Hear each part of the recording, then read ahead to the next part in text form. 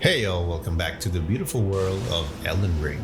Patch 1.7 was just released with huge buffs and also huge nerfs for bleed builds, especially dual wield and seppuku Ash of War. Why me?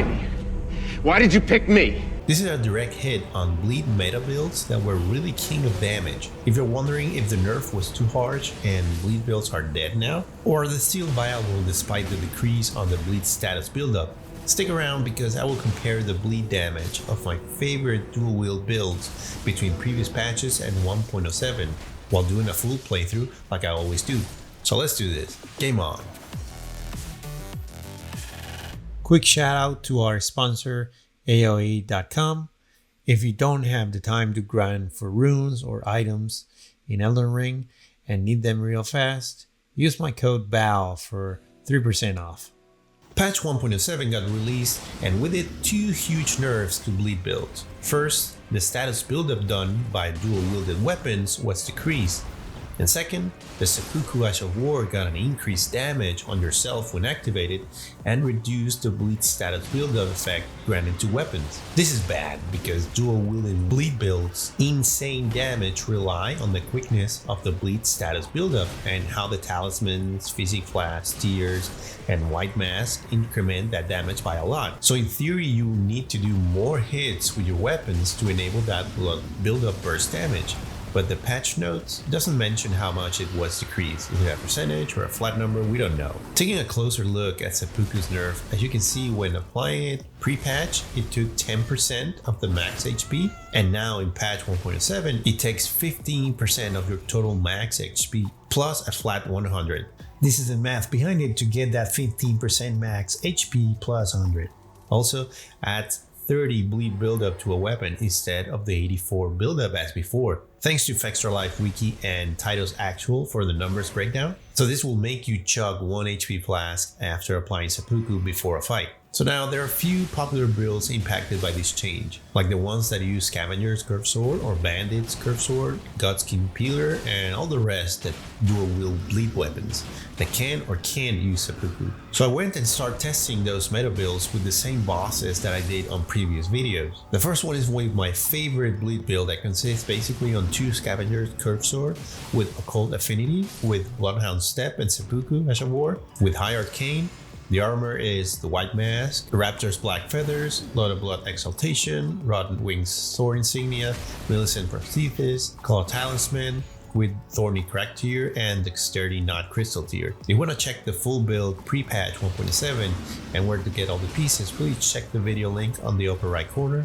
When comparing damage with regular mobs, the change is barely noticeable.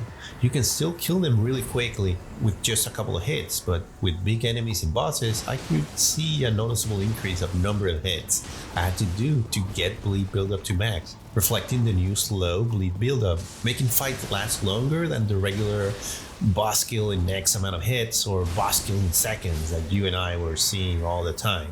Let's look at a few boss comparisons.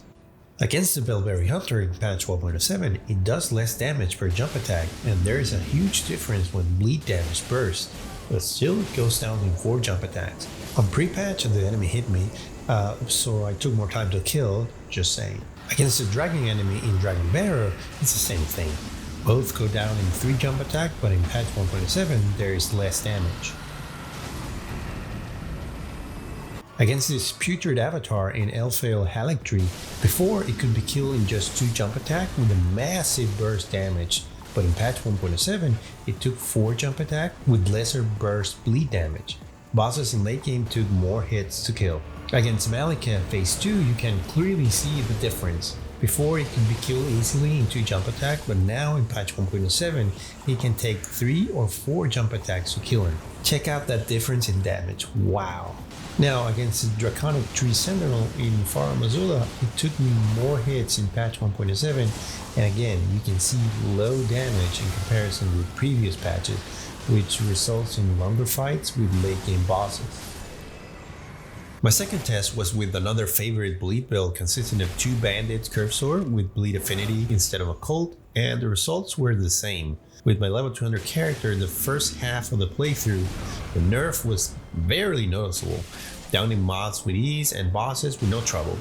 but on late game with bosses, you had to land more hits to get that bleed burst damage going on and finish them off. The nerf to dual wield status effect buildup and seppuku was big, but it's not the end of bleed builds with high arcane by any means. It's more of a tone down, and I think it was expected because bleed builds were extremely overpowered. Don't get me wrong, I love bleed builds, and now they still do great damage when that bleed status procs, and with the playthrough I really had no issues at all until I got to late game, where fights lasted a little bit more, but that's it. You are safe to continue playing with bleed builds if you like them. If you found this video helpful, please help me out hitting that like button to get this video to more people, and subscribe if you don't want to miss any new videos about Elden Ring. Guys, what do you think about this nerf in patch 1.07? Let me know in the comments down below. I'm linking up another OP bleed builds that are still viable after patch 1.7. Go check them out, and let's pray that the DLC comes soon. As always guys, be safe and see you on the next one. Ciao!